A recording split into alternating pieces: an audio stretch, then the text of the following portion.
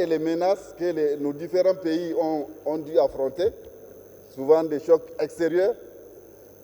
Mais à côté de tout ça, là, qui a généré beaucoup de choses que les prédécesseurs ont évoquées, notamment le professeur Kassoum Maïga, il y a un élément nouveau du contexte, c'est la force conjointe des pays, des États membres de l'AES.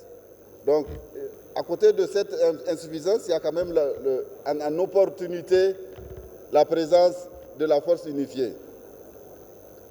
Qu'est-ce que la haute autorité? Deuxième point.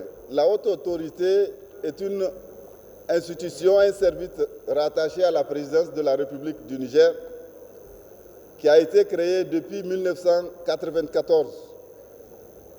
Là, en réponse, en fait, la création de l'institution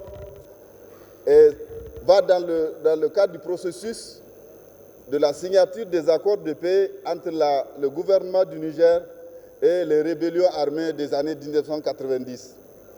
Donc, depuis 1994, l'institution est considérée comme une administration de mission qui est toujours rattachée au cabinet du président de la République.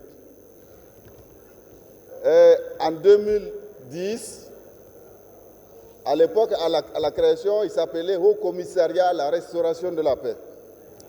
En 2010, quand il y a eu la rupture démocratique, il a été dénommé Haute Autorité à la réconciliation nationale et la consolidation de la démocratie.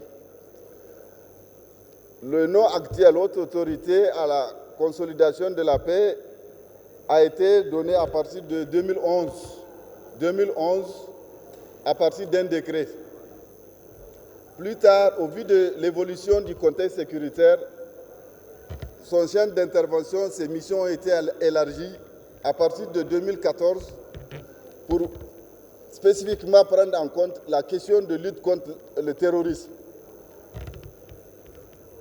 Alors, mais bien avant d'arriver au résultat de l'évolution du contexte sécuritaire, c'est qu'il faut dire que depuis au moment où l'institution s'appelait Haut Commissariat à la Restauration de la Paix, le Niger a pu quand même capter, constituer une expérience dans la reconstruction des zones qui sont sorties des conflits, notamment dans la zone l'Aïr et l'Azawak, qui ont bénéficié d'un grand programme avec le soutien des partenaires techniques et financiers du Niger, donc sous la houlette de l'institution qui a permis beaucoup de choses et qui permet d'ailleurs au Niger aujourd'hui, en tout cas comparativement aux autres pays de la bande sahélienne, du Sahel central et même du bassin du lac Tchad, l'expérience unique du Niger.